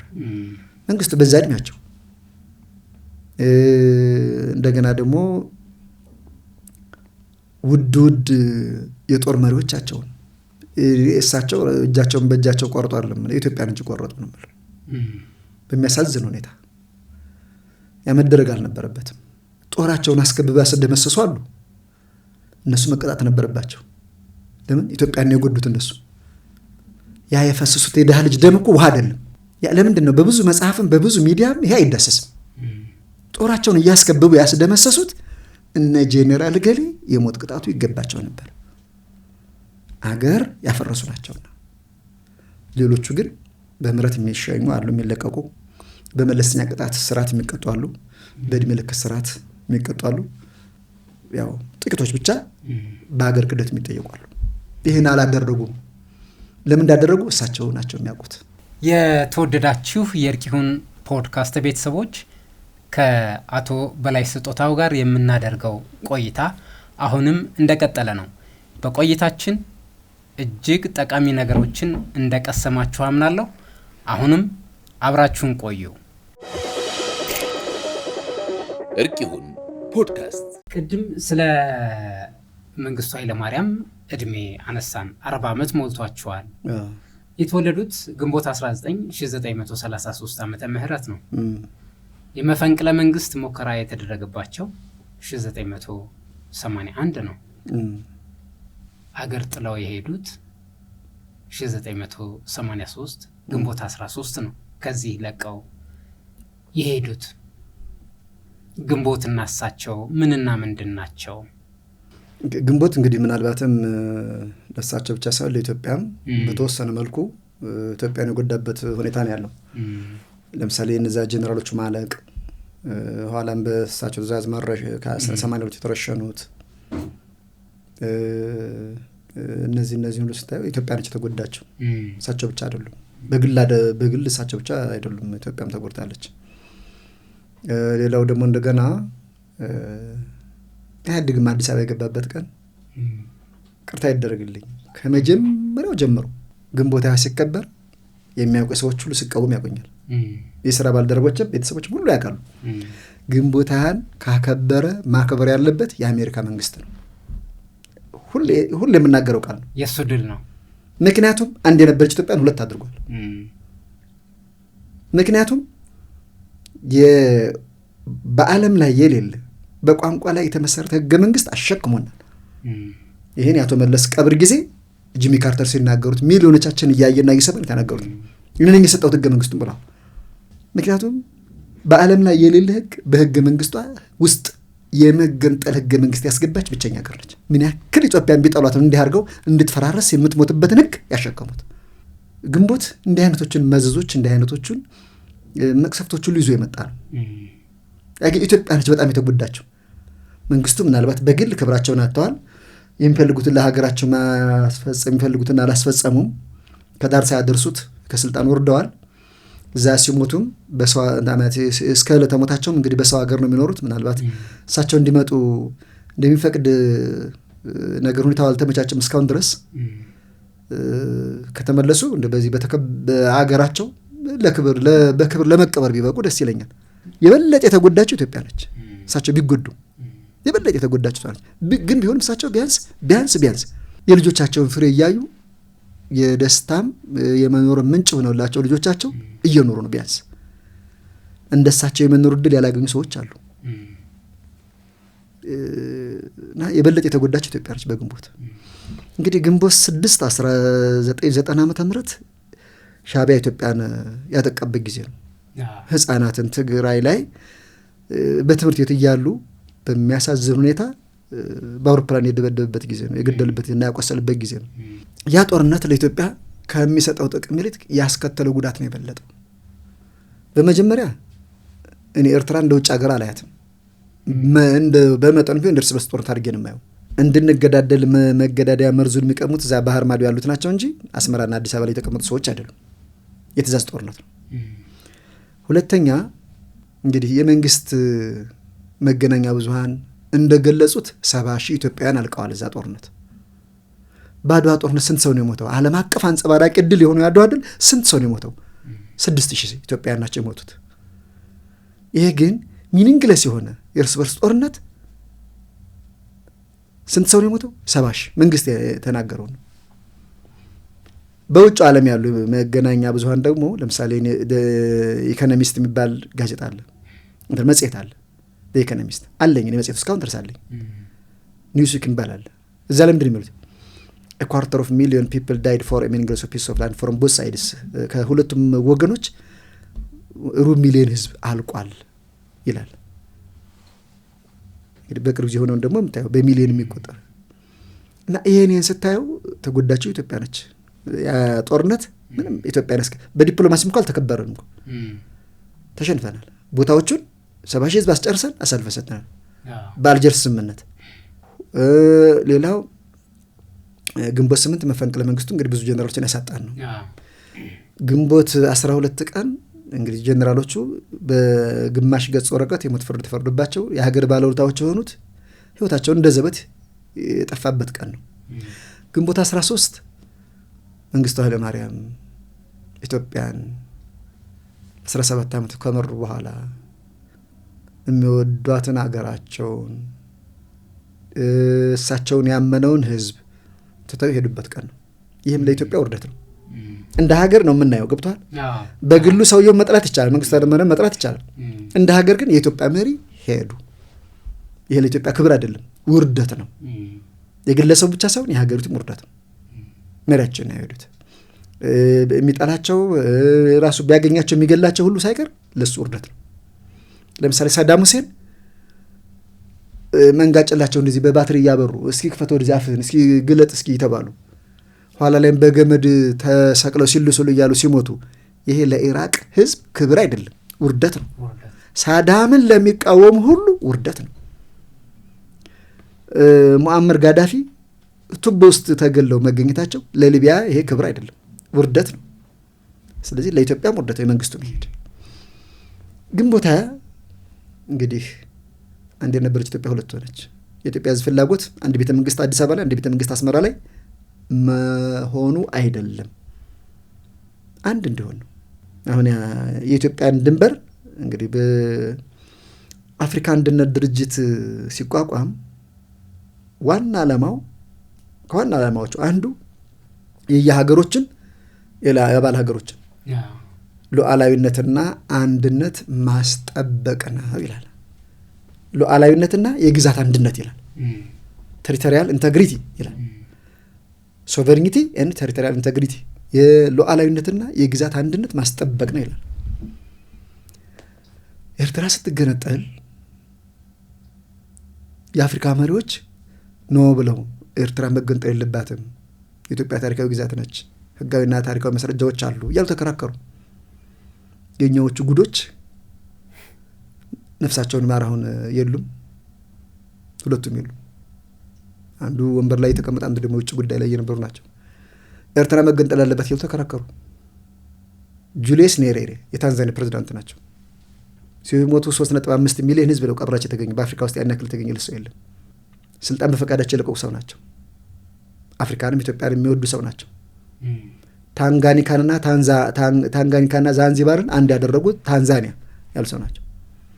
አገራቸው አንድ ያደረጉ ናቸው እና ሌላውም ሀገር አንድ እንዲሆን የሚፈልጉት። ስብሰባውን ረግጠው አቋርጠው ወጡ። እስከ ዕለተ ሞቴ እዚህ አዳራሽ አልመጣም አሉ። አንድ የሆነች ኢትዮጵያን ሳላይ አልመጣም። እስከ ዕለተ ሞታቸው አዲስ አበባ አልመጡም። መሪ ሆነው አገራቸውን እየመሩ ለስብሰባ ግን አይመጡም ነበር። ኔልሰን ማንዴላ በ1982 ዓመተ ምህረት ከእስር ቤት እንደወጡ ለመጀመሪያ የመጡት አዲስ አበባ ነው። መንግስቱ $100,000 ፈርመውላቸው እንዲታከሙ፣ ሳንባቸው ተጎድቶ ስለነበረ እንዲታከሙ፣ ውጭ ሀገር ሄደው እንዲታከሙ አድርገዋቸዋል። ኢህአዴግ አዲስ አበባ ሲገባ በኢትዮጵያና ኤርትራ ተገነጣጠሉ። ይህንን የነሱ መስሏቸው የውጭ እጅ ያለበት መሆኑ ሳያውቁ ይመስለኛል ሁለቱን ኢሳያስና መለስን የጦር መርከብ ላይ ጠርተው አነጋግረዋል። ኢትዮጵያ እኮ የሁላችን ተምሳሌት ነች፣ ኢትዮጵያ እኮ ትልቅ አገር ነች ብለዋቸዋል። ያ ሳይሆን ቀረ። ስልጣን ይዘው ፕሬዚዳንቱ ነው እስከ ዕለተ ሞታቸው አዲስ አበባ አልመጡ። አንድ የሆነች ኢትዮጵያን ሳላይ የተካፈለች ኢትዮጵያ ለማየት አልመጣም ብለው የመጨረሻ ላይ ዩኒቨርሲቲ ክብር ዶክተር ይሰጣቸው አልተቀበሉም፣ አልመጡም። እስከዚህ ድረስ ሌሎች በኢትዮጵያ ተቆርቆረው አኩርፈዋል የኛዎቹን። እሺ ልንገር፣ ኢትዮጵያ እንደው አሁን ግብጽ ሻቢያንም ህወሓትንም ጀብሃንም ያደራጀች ነች አይደል? ኢትዮጵያ እንድትጠፋ ብዙ የሰራች ነች። ከኢትዮጵያ አመጽ ጀርባ ግብጽ አለችበት። ስብሰባ ተገናኝተው አንድ የግብጽ ዲፕሎማት ምንድን ነው ያላቸው? በጣም ውርድ ሲሉበት ያሳዝናል። እንግዲህ የግብጽ የኢትዮጵያ ጠላት እኮ ነው። ኢትዮጵያ በእናንተ እጅ መግባቷ በጣም ያሳዝናል። ጠላታችን ሳይቀር ያመሰግናቸው የለም። አየው፣ ምንጊዜም ቢሆን ባንዳ በጠላቶቹ አይወደድም አይከበርም፣ በወገኖችም አይወደድም አይከበርም። ጣሊያን እኮ መጨረሻ ላይ ሊወጣ ሲል ባንዳዎቹ እንደ እንስሳ ነው የቆጠራቸው ይላል። እንደ እንስሳ እዚህ በካልቾ ይመታቸው ነበር፣ ትልልቆቹ ሰዎች አጓርዳቸው በጥፊ ይመታቸው ነበር ይላል። ባንዳ መጨረሻው አይከበርም፣ ክብር የለውም። ተጠቅሞ መጣል። አዎ፣ ከህዝብም ሳትሆን ከክብርህም ሳትሆን ከዛ ከጌቶችም ሳትሆን መጨረሻ ላይ በቃ ሁሉንም ታጣለህ። እና ያ ግብፃዊ እንደዛ ሲላቸው በጣም የሚያሳርር ነገር ነው። ይሄ ግንቦት ወር ይህን የመሰለ ኢትዮጵያን ብዙ የሚጎዱ ነገሮች የተከሰቱበት ቀን ነው። ኢትዮጵያ የተጎዳችበት ቀን ነው። ኤርትራ ህዝብ ወጥቶ ደስ ብሎኛል ብሎ እንደመጨፈርም እያደረገው ነበር። እውነታውን ኤርትራውያንን የሚሉ ወገኖች በዛ ነፃነትን አገኘን ብለው የዛሬ 34 ዓመት ያከበሩትን ቀን ደስ ብሏቸው ዛሬም እያከበሩት ይሆን? ተጠቅመዋልስ? እውነት ለማውራት እንደ በመጀመሪያ ደረጃ የሀገር ፍቅር ማህበር ሲመሰረት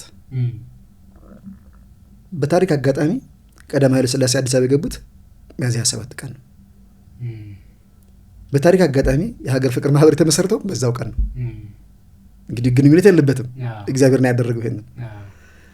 ያ የሀገር ፍቅር ማህበር 10 ዓመት በእንግሊዝ ሞግዚትነት ሲተዳደር ኤርትራ ከስራ እየተባረሩ እየታሰሩ እየተኮረኮሙ ስቃያቸውን እያዩ በእንግሊዝ ፍዳቸውን እያዩ ያን የአንድነት መንፈስ ይዘው ቀጥለዋል።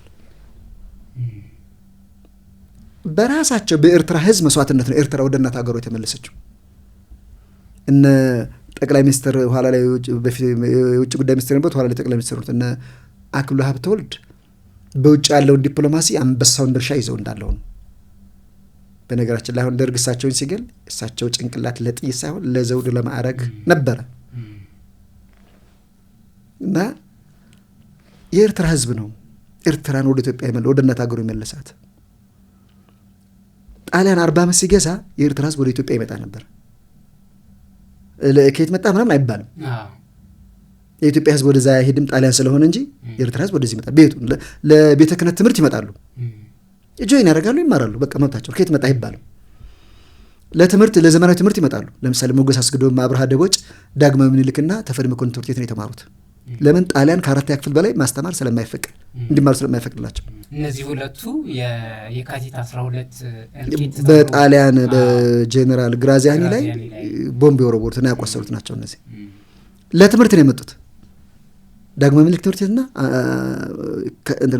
አሁን ተፈሪ መኮንን ትምህርት ቤት አሁን እንጦጦ ቴክኒካሙና ኮሌጅ ሆነው እዛ ነው የተማሩት። የሥራ ዕድልም አገኙ፣ ተቀጠሩ። እዚህ ኤርትራ ወደ እናት ሀገሯ ወደ ኢትዮጵያ ስትዋሃድ ከፍተኛው ምሁር 4ኛ ክፍል ነው።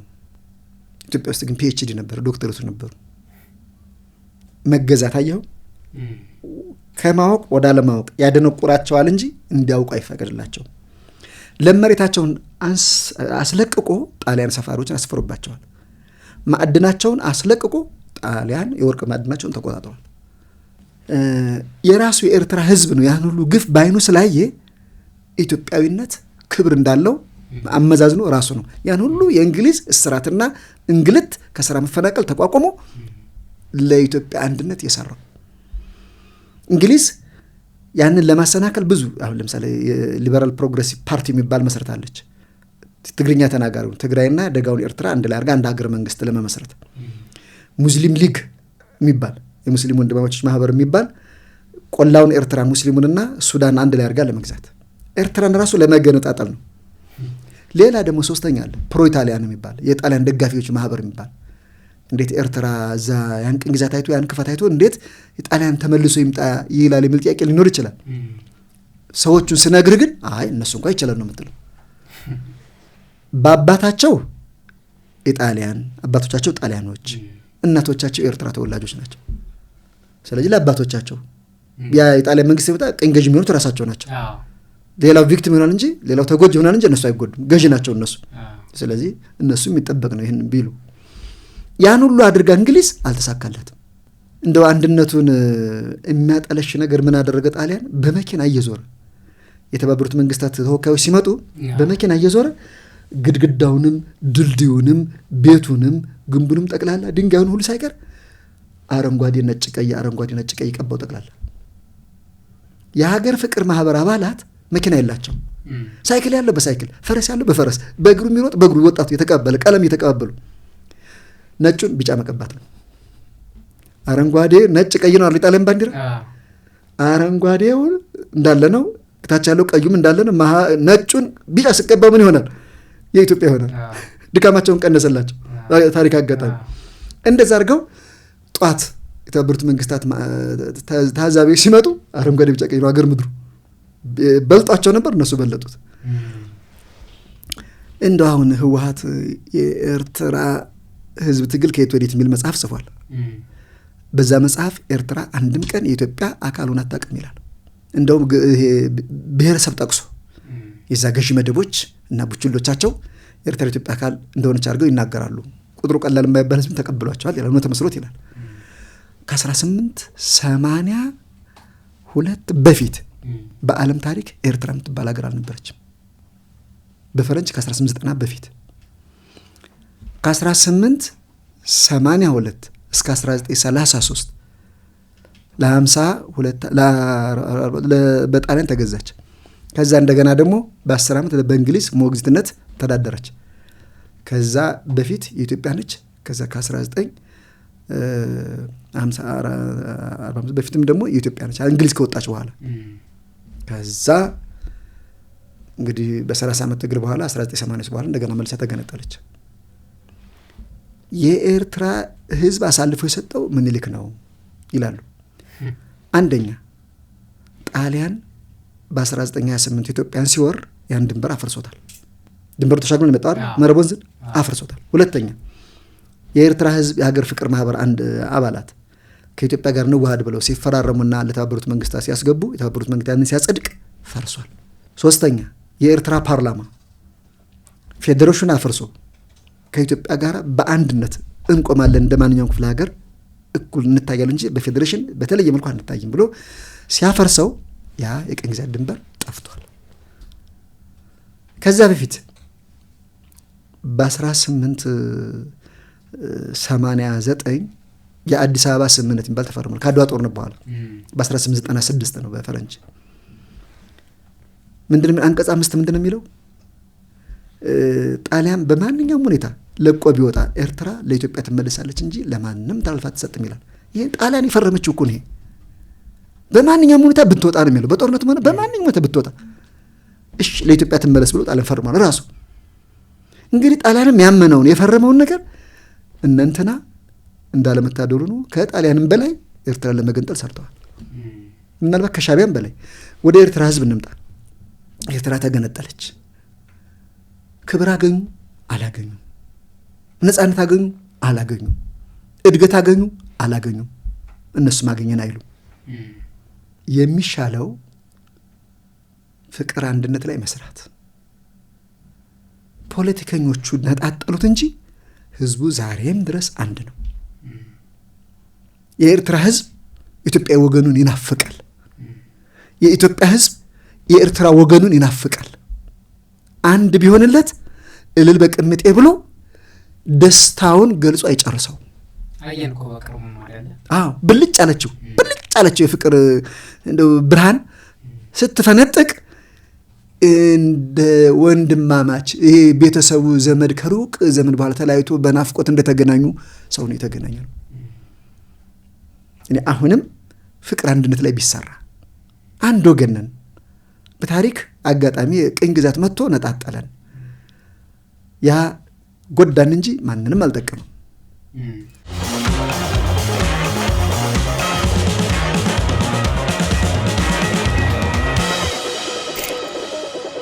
እርቅ ይሁን ፖድካስት